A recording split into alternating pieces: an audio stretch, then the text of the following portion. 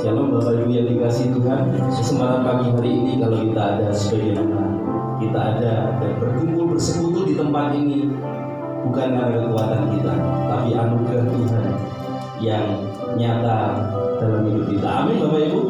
Itu sebabnya tidak ada alasan untuk kita tidak mengucap syukur. Biar kita selalu menaikkan syukur kepada Tuhan yang layak ditinggikan sekarang dan sampai selama-lamanya. Sebab anugerahnya tidak pernah berubah dalam hidup kita.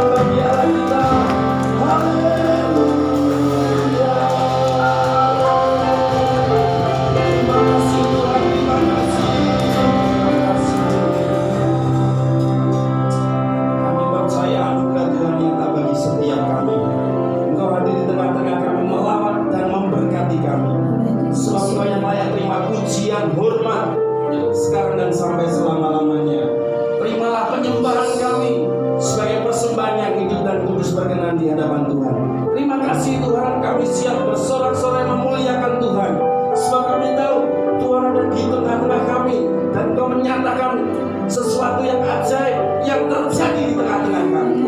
Sebab yang lemah dikuatkan, yang sakit disembuhkan, yang kurang diberkati oleh karena Tuhan ada bersama-sama dengan kami. Terima kasih.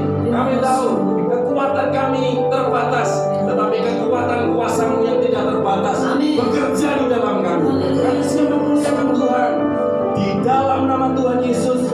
Yang percaya katakan amin. Sekali lagi berikan tepuk tangan bagi Tuhan. Haleluya.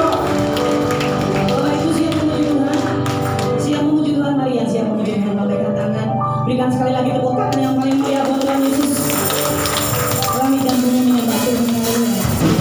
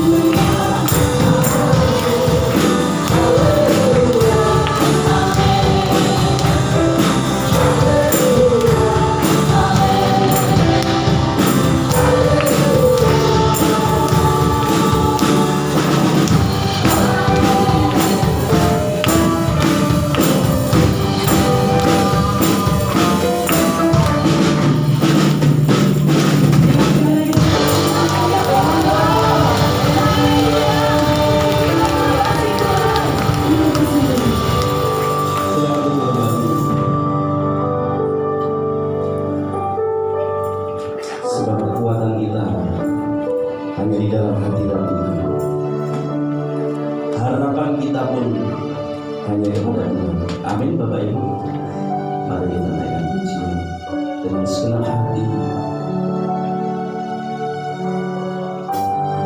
bahwa hanya di dalam hadirat Tuhan kita mengalami kekuatan yang baru.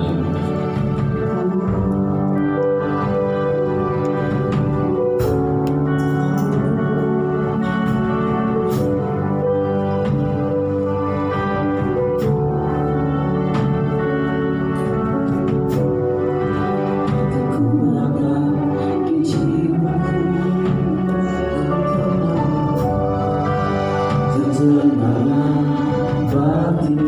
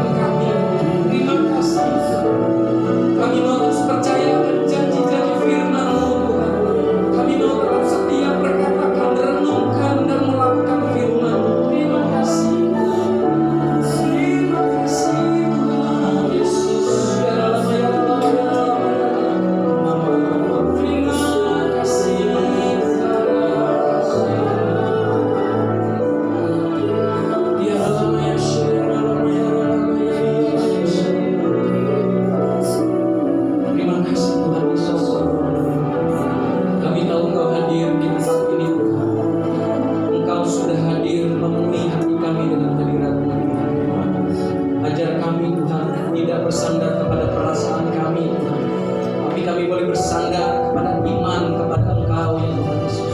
Walaupun mungkin secara perasaan kami tidak merasakan hadirat-Mu, tapi kami tahu Engkau hadir di tengah-tengah setiap kami. Engkau rindu untuk melawat setiap kami, sehingga kami boleh mengalami perjumpaan dengan Engkau. Tuhan, kami menyiapkan hati kami. Kami buka hati kami Tuhan bagi firman, berbicaralah bagi setiap kami.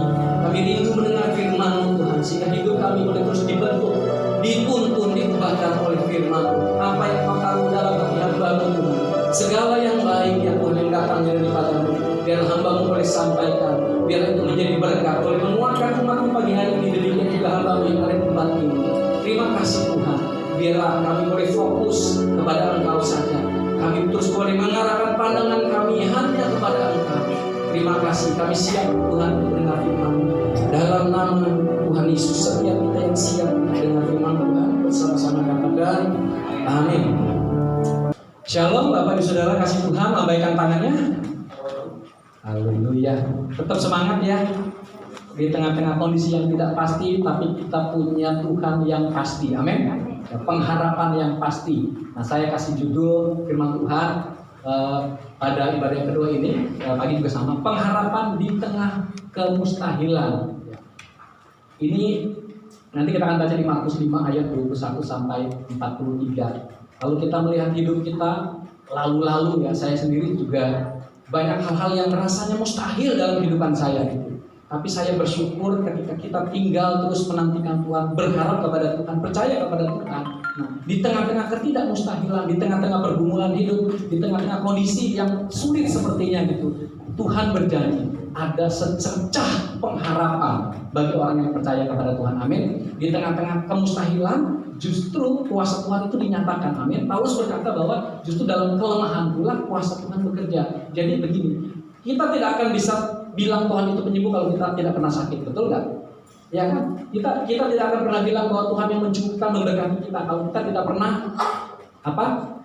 dompetnya bohong gitu kan ya.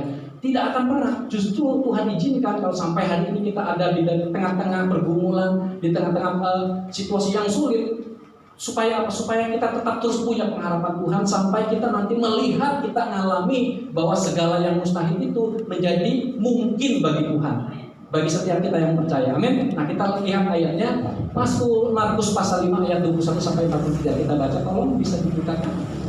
Atau coba saya di sini ya. Markus pasal 5 ayat 22 sampai 43. Ibu saudara bisa perhatikan baik-baik. Datanglah seorang, berikutnya Yesus membangkitkan anak Yairus dan menyembuhkan seorang perempuan yang sakit pendarahan. Datanglah seorang, ayat 22, datanglah seorang kepala rumah ibadat yang bernama Yairus. Ketika ia melihat Yesus, tersungkurlah ia di depan kakinya dan memohon dengan sangat kepadanya, anakku perempuan sedang sakit, hampir mati. Datanglah kiranya dan letakkanlah tanganmu atasnya supaya ia selamat dan tetap hidup. Lalu pergilah Yesus dengan orang itu. Orang banyak berbondong-bondong mengikuti dia dan berdesak-desakan di dekatnya. Adalah di situ seorang perempuan yang sudah 12 tahun lamanya menderita pendarahan. Ia telah berulang-ulang diobati oleh berbagai tabib sehingga telah dihabiskannya semua yang ada padanya, namun sama sekali tidak ada faedahnya. Malah sebaliknya keadaannya makin memburuk. Dia sudah mendengar berita-berita tentang Yesus, maka di tengah-tengah orang banyak itu ia mendekati Yesus dari belakang dan menjamah jubahnya. Sebab katanya, asalku jamah saja jubahnya, aku akan sembuh. Katakan amin. Seketika itu juga berhentilah pendarahannya dan ia merasa bahwa badannya sudah sembuh dari penyakitnya. Pada ketika itu juga Yesus mengetahui bahwa ada tenaga yang keluar dari dirinya. Lalu ia berpaling di tengah orang banyak dan bertanya, siapakah yang menjamah jubahku? Murid-muridnya menjawab, engkau melihat bagaimana orang-orang ini berdesak-desakan dekatmu, dan engkau bertanya, siapa yang menjamah aku? Lalu ia memandang sekelilingnya untuk melihat siapa yang telah melakukan hal itu. Perempuan itu yang menjadi takut dan gemetar ketika mengetahui apa yang telah terjadi atas dirinya, tampil dan tersyukur di depan Yesus, dan dengan tulus memberitahukan segala sesuatu kepadanya.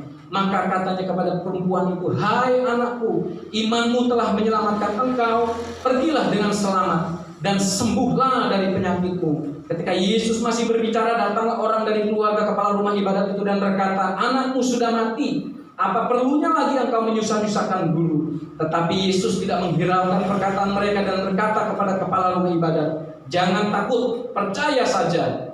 Lalu Yesus tidak memperbolehkan seorang pun ikut serta, kecuali Petrus, Yakobus dan Yohanes saudara Yakobus. Mereka tiba di rumah kepala rumah ibadat, dan di sana dilihatnya orang-orang ribut, menangis dan meratap dengan suara nyaring.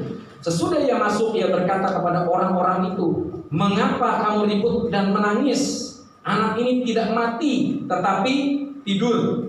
Tetapi mereka mentertawakan dia, maka diusirnya semua orang itu, lalu dibawanya ayah dan ibu anak itu, dan mereka yang bersama-sama dengan dia masuk ke kamar anak itu. Lalu dipegangnya tangan anak itu, katanya, Talita kum, yang berarti, hai anak, aku berkata kepadamu, bangunlah. Seketika itu juga anak itu bangkit berdiri dan berjalan, sebab umurnya sudah 12 tahun. Semua orang yang hadir sangat takjub. Dengan sangat ia berpesan kepada mereka supaya jangan seorang pun mengetahui hal itu. Lalu ia menyuruh mereka memberi anak itu makan. Amin, firman Tuhan. Nah, Bapak Saudara yang kasih Tuhan, dalam perikop ini ada dua kisah ya yang Tuhan nyatakan. Kalau kita lihat dalam Markus ya, dalam perikop sebelumnya dikatakan Tuhan Yesus itu berjalan berkeliling, yang isi hatinya cuma satu, yaitu belas kasihan bagi orang-orang yang membutuhkan. Amin. Orang yang sakit disembuhkan, ada orang kusta, ada orang yang kerasukan setan, semuanya mengalami kesembuhan yang daripada Tuhan. Isi hati Tuhan adalah kesembuhan. Nah, kenapa ini saya coba mempelajari, coba merenungkan, kenapa dicatat dalam satu perikop ini ada dua kisah yang biasanya kan satu-satu. Ini untuk menyatakan kepada setiap kita bahwa Tuhan betul, Dia adalah Tuhan yang memiliki belas kasihan yang luar biasa, tidak melihat siapapun kita, ya, baik kaya, miskin, semua. Bicara tentang keselamatan, keselamatan diberikan kepada semua orang. Demikian juga hati Tuhan itu rindu. Saya pernah dengar begini, ada orang-orang yang berdoa meminta berkat Tuhan, entah dalam kesehatan dan segala macam. Ada yang dapat penglihatan, gitu, yang dapat isi hati Tuhan. Nah, tapi ini sebuah pengalaman, bukan sebuah kebenaran firman Tuhan. Tapi ini dapat menggambarkan betapa bagaimana Tuhan itu sebetulnya rindu untuk menyatakan berkatnya, untuk menyatakan pertolongannya, untuk menyatakan lawatannya bagi setiap kita. Nah, jadi ada seorang yang berdoa kepada Tuhan, gitu ya, dia berdoa terus Tuhan kasih tahu, Tuhan bilang itu di surga itu Tuhan punya gudang, ya. Dikatakan isinya apa sih? Isinya mata, jantung, terus apalagi ginjal segala macam. Itu masih banyak di surga, belum diturunkan ke bumi gitu. Dan saya melihat betapa Tuhan merindukan setiap orang. Nanti saya diskusi sama Ibu Gembala. Ibu Gembala kemarin baca Matius, ya baca terus beberapa. Ternyata dapatnya begini. Sebetulnya kebutuhan, kita tahu kebutuhan orang ya yang utama gitu dalam dunia ini adalah apa sih? Kepengen apa? Sembuh. Coba cek dalam satu keluarga misalnya. Ada berapa keluarga misalnya, ada berapa 5 atau berapa orang, pastilah minimal satu pasti ada yang sakit. Artinya kalau kita lihat seluruh bumi itu orang hampir banyak yang sakit, dan kebutuhan orang kalau sudah sakit, apalagi sakit yang parah, keinginannya adalah apa? Sembuh. Tapi kita yakin dan percaya bahwa Tuhan itu rindu, ya, menyampaikan lawatannya, ingin menyembuhkan setiap kita. Saya akan ajak kita belajar dari dua tokoh ini. Nah, yang pertama siapa Bapak Saudara? Nah, itu Yairus, ya. Yairus adalah seorang kepala rumah ibadah.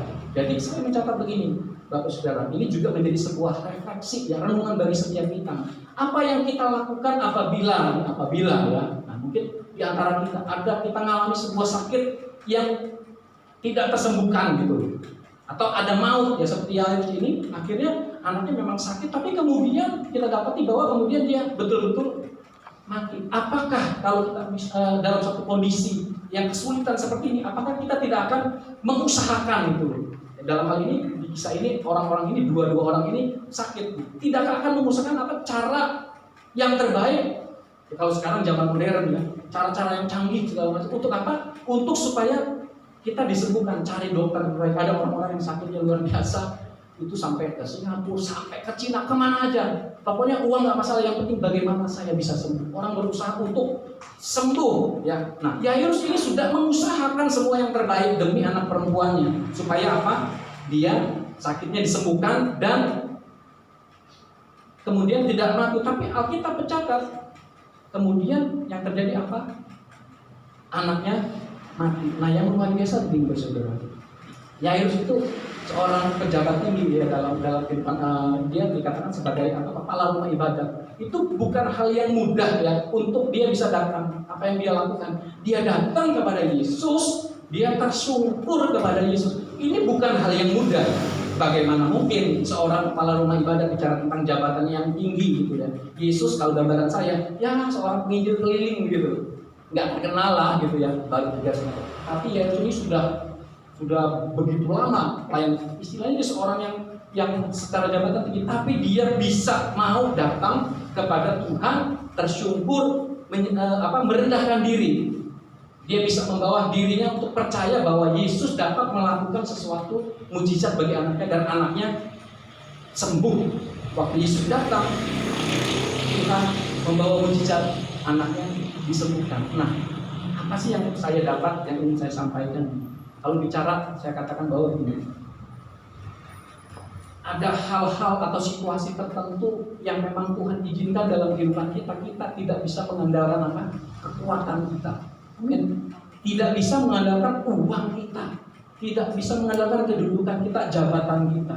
Tuhan izinkan sampai betul-betul kita merasa sadar bahwa kita tidak mampu apa-apa. Nah, saya bersyukur Tuhan taruhkan ini tema tahun ini bagi setiap kita mengandalkan Tuhan. Betul, dan memang terjadi sampai hari ini. Corona sudah menghancurkan begitu banyak aspek dalam kehidupan. Orang yang punya duit merasa hebat, nggak bisa. Saya ulang ya, kemarin saya juga dengar itu sekilas dari Mama Lydia cerita ada orang-orang yang dia sosialita gitu kan. Udah lama nggak keluar rumah, pengen ketemu gitu ya, mungkin arisan lah, makan-makan keluar, ketemu sudah cuma makan terus balik lagi, pulang ke rumah masing-masing. Semuanya yang ikut itu, semuanya kena ternyata terinfeksi. Dan ada satu orang yang akhirnya meninggal dunia karena gara-gara cuma sekali. Beberapa saya juga baca ada orang udah lama nggak keluar, cuma ke Indomaret, begitu balik padahal dia nggak kena. Artinya apa? Nggak ada yang bisa kita banggakan. Corona ini sudah membuat, kalau bicara soal tentang firman Tuhan, dulu banyak orang bicara begini, wah nanti akan ada datang masanya penganiayaan, ya orang nggak bisa ibadah lagi, betul? Akan ada datang masa orang nggak bisa ibadah lagi. Ternyata gambarannya tentang hal itu, ya memang penganiayaan nggak ada, tapi tidak pernah terpikir bahwa orang tidak bisa ibadah sekarang karena apa? Karena virus corona, betul nggak? Nggak pernah terpikir. Ternyata corona sudah menghancurkan pola pikir segala macam hal. Jadi membuat ternyata betul bahwa kita diajar oleh Tuhan, kita tidak bisa mengandalkan diri kita sendiri, tidak mengandalkan kemampuan kita. Tuhan mau kita merendahkan hati. Nah, saya juga ingat waktu itu sharing sama Ibu Gembala, ada seorang hamba Tuhan yang dipakai dengan luar biasa, ya. Jadi sekali waktu ternyata bagaimana dia periksa ke dokter, ada beberapa dokter dan dia divonis terkena kanker kelenjar getah bening. Nah, itu salah satu dari tim dokter itu adalah sahabatnya sendiri, itu sampai begitu kasih tahu hasilnya. Dokternya ini bicara kepada hamba Tuhan ini sampai nangis. Begitu, kenapa? Karena ini begitu berbahaya. Penyakit ini begitu berbahaya. Ada beberapa orang yang kena, banyak orang kena nggak gampang untuk sembuh. Dan masa dari penyakit ini itu umur orang itu nggak bakal panjang, pendek banget gitu. Nah, hamba Tuhan itu pun sadar, dia dipakai dengan luar biasa gitu. Dan saya dapat gini, kemarin juga saya diskusi gitu ya. Terkadang kita sebagai anak Tuhan, kita kalau minta doa sama Tuhan itu kan, kita ini anak nih, kita doa sama Tuhan sebagai Bapak gitu. Kita minta, ya udah gitu. Tapi ada kali kita sudah doa, sudah segala macam, tapi kok kayaknya Tuhan tidak nyatakan, kok belum gitu. Udah. Ternyata lewat hal ini saya mulai menyadari, ternyata begini, tanpa kita sadar kadang-kadang kita menganggap diri kita sebagai anak kepada Bapak gitu. Kita minta seenaknya, tapi kita tidak menjalankan bagian kita sebagai anak. Bahkan tanpa sadar kita tidak menghormati dia memang Bapa, tapi juga dia perlu dihormati sebagai Tuhan dan Raja. Nah, dari kisah ini kemudian dia kata, aduh, saya merasa saya sudah melayani dengan luar biasa, pelayanan saya di mana luar biasa gitu. Tapi Tuhan izinkan begitu. Akhirnya apa? Dia berpikir sampai begini, saya tidak doa lagi sebagai seorang anak. Sama seperti Yairus kata, saya mengemis sama Tuhan, saya mengemis, artinya apa? Merendahkan diri, betul-betul bersyukur untuk minta kesembuhan daripada Tuhan. Padahal pelayanan luar biasa. Wah, banyak orang diberkati, tapi Tuhan izinkan itu untuk dia menyadari. Setiap kita Tuhan izinkan dalam hal-hal ada situasi tertentu, sama seperti ini. Ketika dia datang sungguh-sungguh tersyukur kepada Tuhan, alami mujizat, penyakitnya disembuhkan. Sampai hari ini hamba Tuhan ini masih tetap hidup dekat dan melayani Tuhan. Amin. Yang pertama Tuhan mau kita datang kepada Tuhan dengan hati yang merendahkan diri, bukan dengan segala kemampuan. Kita sadar bahwa Tuhan kita adalah Tuhan yang mengasihi setiap kita. Kita mau datang dengan hormat kepada Tuhan, tersyukur di kaki Tuhan, sebagai ungkapan bahwa kita tidak mampu. Amin, saudara. Yang kedua, nah itu adalah ini ayatnya ya, saya lupa sampai.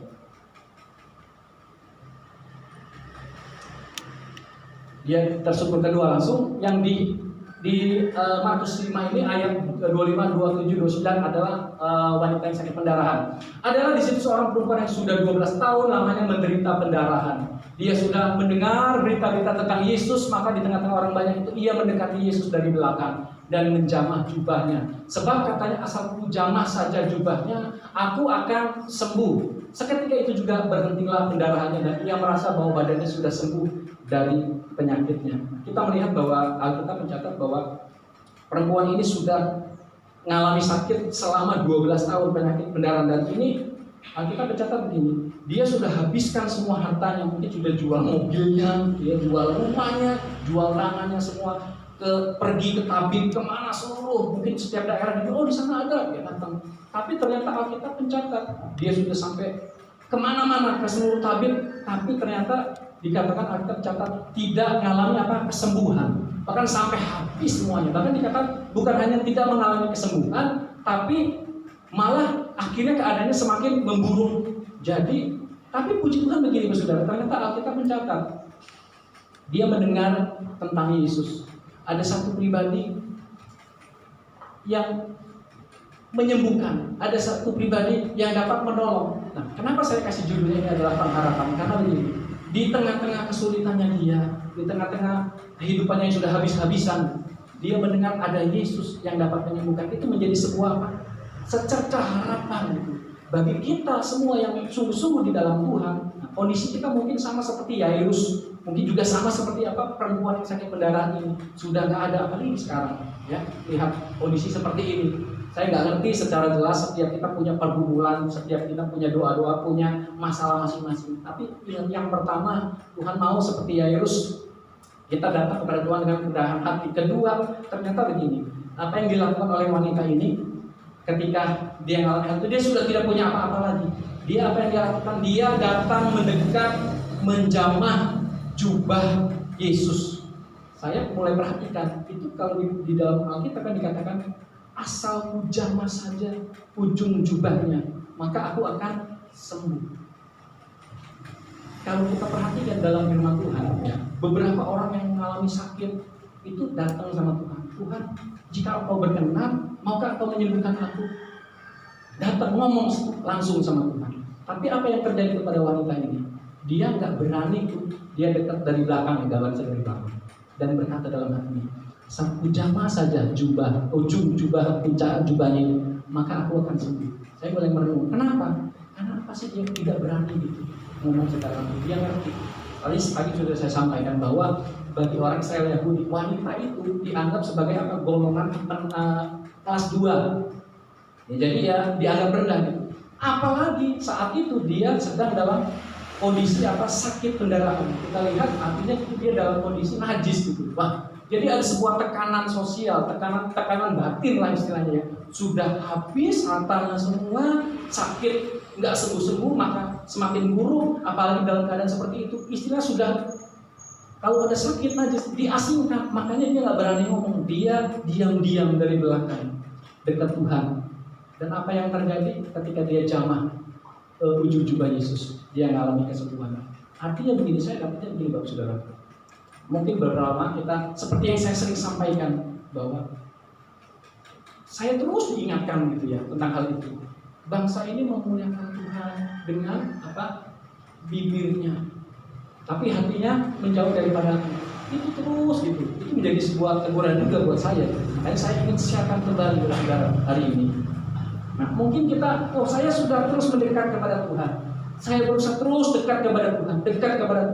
Tapi apa sih fisik kita yang dekat? Mungkin kita datang ibadah, kita dekat. Tapi yang Tuhan mau tidak hanya mendekat, tapi kita juga tersyukur. Artinya betul-betul tidak hanya secara badan kita ada di sini, tetapi segenap roh jiwa tubuh kita datang, kita cari Tuhan. Betul-betul cari Tuhan. Datang kepada pribadi yang tepat, yaitu datang kepada Yesus. Amin, Bapak Saudara. Amin. Coba renungkan. Saya juga merenungkan. Berapa banyak kita datang ya sudah hanya datang seperti itu.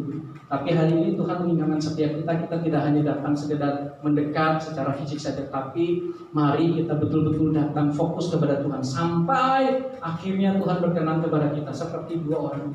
Waktu mereka datang dengan sungguh-sungguh kepada Tuhan, Tuhan lihat kesungguhannya. Yairus tersyukur di kakinya Tuhan. Juga wanita ini betul-betul dia sudah gak punya apa-apa, gak bisa ngomong. Tadi pagi saya juga sudah katakan.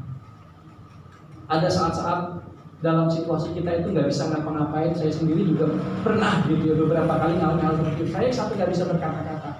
Saya cuma nangis aja. Cuman yang saya butuhkan apa? Saya cuma butuh lawatan Tuhan. Saya cuma butuh perkenanan Tuhan.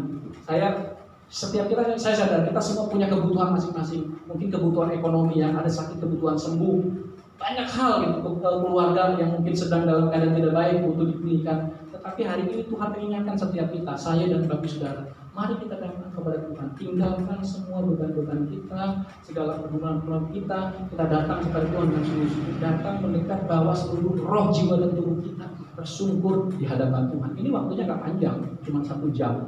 Ini karena ibadah kedua ya, mungkin kita lebih luasa. Maksud saya begini saudara, ketika kita datang kepada Tuhan, mungkin dalam perjamuan ini gak bisa lama-lama, tapi gunakan waktu sebaik-baiknya untuk kita datang kepada Tuhan. Saya tambahkan sedikit. Beberapa waktu yang lalu saya sempat sharing sama Mas Nanang. Ya, dia sharing. Saya ini sudah dalam rumah tangga ya, dalam pekerjaan gitu. Saya berusaha untuk mengeluarkan semua kemampuan saya, semuanya lah gitu loh. Saya bekerja, saya berusaha untuk melakukan yang terbaik. Di mana semua saya lakukan yang terbaik. Pokoknya dimanapun saya berusaha untuk melakukan terbaik. Tapi kok saya mulai menung. Saya sudah berusaha, sudah lakukan semua. Tapi kok saya mengalami hal yang tanda kutip, kok saya nggak dapat yang terbaik ya? Seperti itu.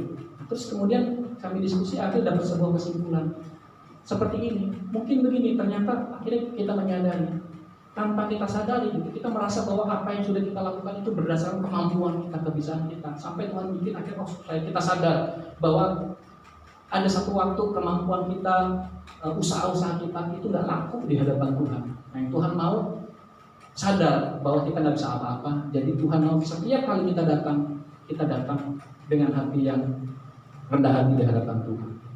Amin, saudara. Saya undang pelayan perjamuan kudus. Kita akan masuk ke dalam perjamuan kudus. Terima kasih Tuhan buat waktu pagi hari ini. Kami sudah dengar firman-Mu Tuhan. Biarlah kami terus boleh datang mendekat kepada Tuhan. Apapun kondisi kami, Engkau tahu akan keadaan kami. Dan kami tahu kami mau terus datang kepada Tuhan dengan merendahkan hati kami, sebab kami tahu sadar Tuhan, kami tidak dapat mengandalkan apa-apa Tuhan. Kami tidak dapat mengandalkan siapapun Tuhan, tapi hanya kami dapat mengandalkan Engkau.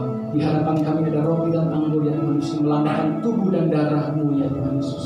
Biarlah ini dikuduskan di dalam nama Tuhan Yesus, sehingga kalau kami makan dan minum ya Tuhan Yesus, kami dikuatkan, dipulihkan, disembuhkan. Tuhan ampuni kalau ada hal yang tidak berkenan Tuhan kepadamu dan hidup kami, baik pikiran kami, perasaan kami Tuhan, hal tidak berkenan, kuduskan, layakkan kami, sucikan di dalam nama Tuhan Yesus, sehingga kami boleh layak untuk ambil bagian Tuhan, makan dan minum roti dan anggur ini Tuhan. Dan kami tahu ini juga mengingat kami akan kasih-Mu yang demikian besar bagi setiap kami, pengorbanan-Mu Tuhan di atas segalanya dalam kehidupan kami. Terima kasih Tuhan, terima kasih. Terima kasih Yesus. Aku percaya,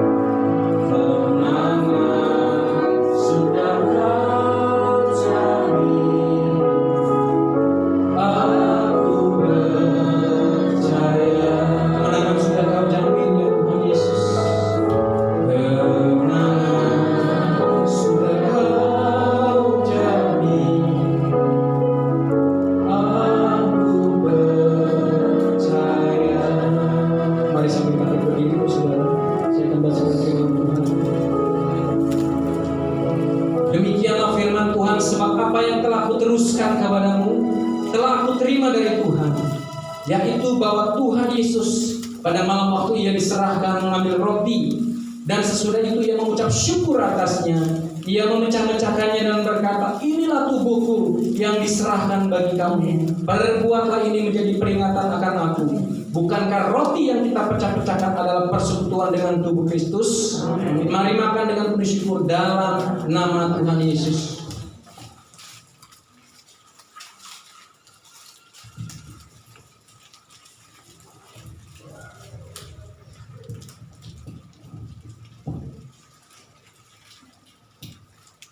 Terima kasih Tuhan Yesus. Mari angkat cawan di tangan kita tinggi di hadapan Tuhan. Demikian firman Tuhan. Demikian juga ia mengambil cawan sesudah makan, lalu berkata, cawan ini adalah perjanjian baru yang dimeteraikan oleh darahku. Perbuatlah ini setiap kali kamu meminumnya, menjadi peringatan akan aku. Bukankah cawan pengucapan syukur yang atasnya kita ucapkan syukur adalah persekutuan dengan darah Kristus? Mari minum dengan penuh syukur dalam nama Yesus.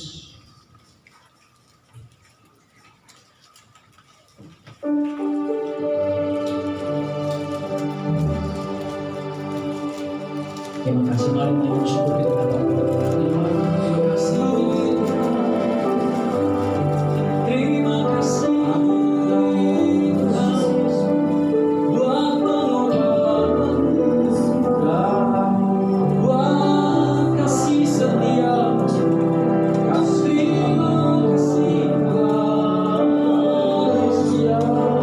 Kau yang menyembuhkan setiap kami, Kau yang memulihkan setiap kami, Kau yang memberkati kami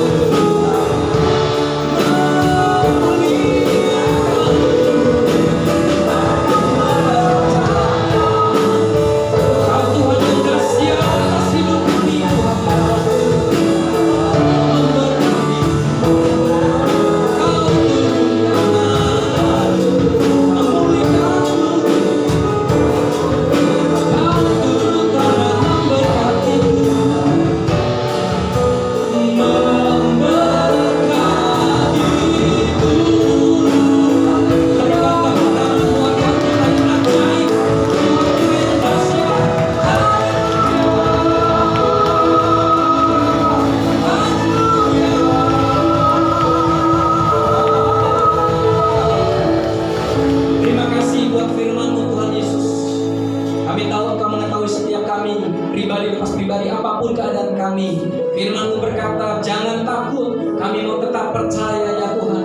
Kami mau terus mendekat kepada Tuhan apapun keadaan kami. Kami terus datang kepada Tuhan dengan merendahkan hati kami, merendahkan diri kami. Dan kami tahu ada waktu yang terbaik yang Tuhan nyatakan bagi setiap kami yang terus mencari akan Engkau. Terima kasih, kami terima dengan iman segala berkat-Mu ya Tuhan.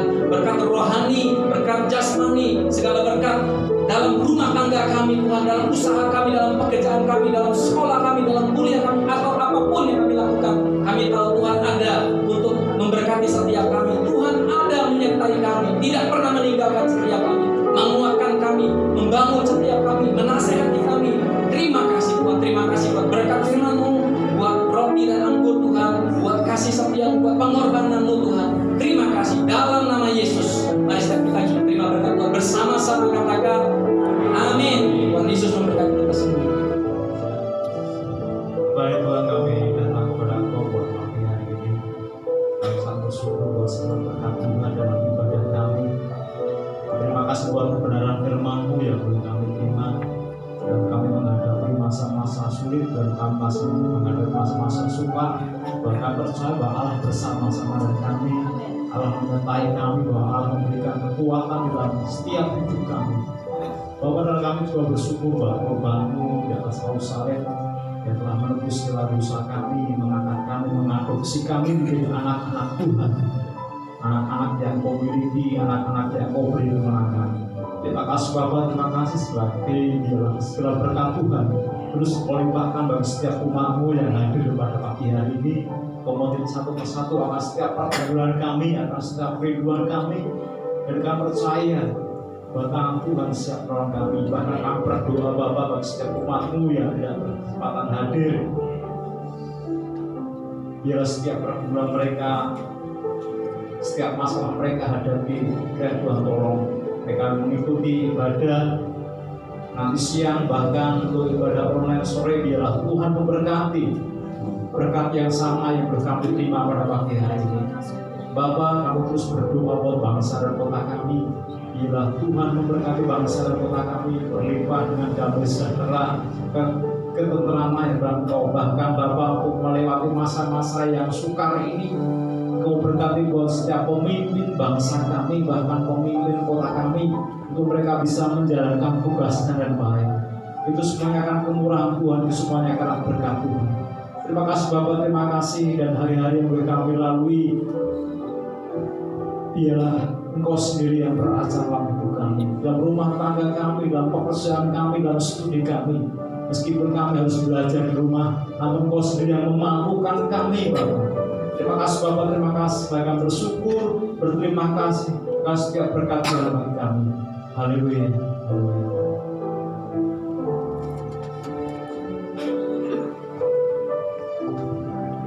Terima kasih Tuhan Yesus buat ibadah pagi hari ini. Buat firman Tuhan yang sudah dinyatakan bagi kami. Kami bersyukur kalau sebentar kami akan undur diri Tuhan. Kami akan pulang. Kami akan ke rumah kami masing-masing. Kami lagi kerja kami rindu sebelum kami berdiri. Dan kita berkat Tuhan nyatakan bagi setiap kami. Mari bersama Tuhan di tangan-Mu di hadapan Tuhan. Terimalah berkat Tuhan pada pagi hari ini. Tuhan memberkati engkau dan melindungi engkau. Tuhan menyinari engkau dengan wajah-Nya dan memberi engkau kasih karunia. Tuhan menghadapkan wajah-Nya kepadamu dan memberi engkau damai sejahtera. Di dalam nama